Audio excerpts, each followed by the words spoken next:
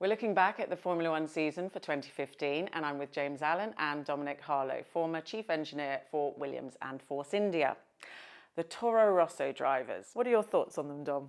They were a really exciting driver pairing, definitely one of the highlights of the season from the driver's side. I think it's testament to what Red Bull have been doing with their driver programs. You've had Ricciardo and Kvyat recently in Toro Rosso, another incredibly strong pair of young drivers. Now they've got two more. I was really excited to see what they could do. Verstappen is a phenomenon because of his age. Sainz has actually got better and better. If we look back in his earlier career, he perhaps hasn't shone as much, but he's really, brought professionalism, intelligence and speed to his F1 opportunity, and he's grasped it with both hands, so well done to him. Do you think Max Verstappen actually surprised himself?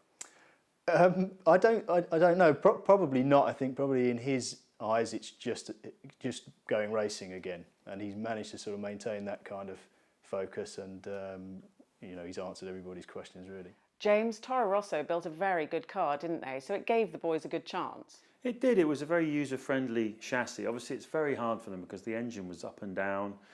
It was not powerful enough in a lot of the important sort of circuits where power is dependent, and then also it was unreliable. So I mean, Sainz in particular had a lot of extremely frustrating weekends where the opportunity to score a sack full of points was taken away from him because the car let him down.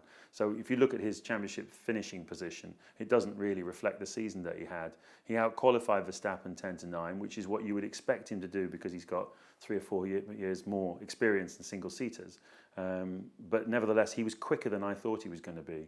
I was very impressed with his speed and his sort of general poise. He got a little bit sort of more anxious towards the end of the season because he so desperately wanted that result.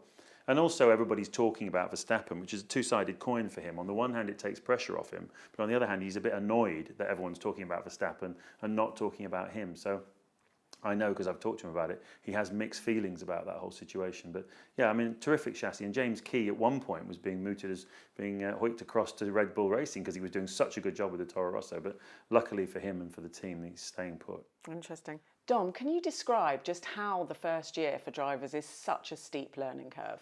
It's just such a big step up for the drivers. They go from a team like Max's F3 team, maybe 25 people, suddenly it's 400. Even at the track, there's 60, 65 people that they're working with.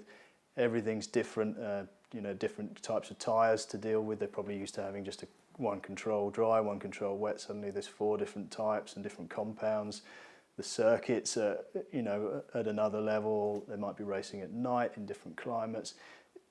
Just everything that they're used to has suddenly changed. The level of complexity is enormous, and they've got to be fast. That's just got to remain their number one target is being quick, and then everything will follow. I think that's the key to it. James, what difference do you think Ferrari power will make? I think it'll make an enormous difference. I mean, first of all, it'll be reliable, which means that they've got every chance of finishing every race unless they crash. And then the second thing is obviously there's going to be a massive boost in power. Just running the rule over it, talking to a few friends that work at the team, they think they're going to get 0.8 of a second from this season to next just from the power unit.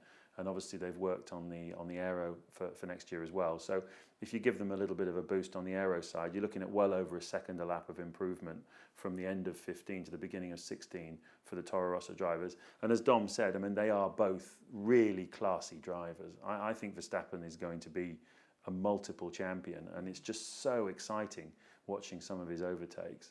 And I would expect him, as the season goes on, to sort of stretch his legs a little bit over Sainz as he gets more experience. But Sainz is a feisty competitor, and as I say, much quicker than I thought he was. So that battle between them, I think, will drive them both on. It should be fantastic. You can read more about that topic and more from the JA on F1 season review, available at the website.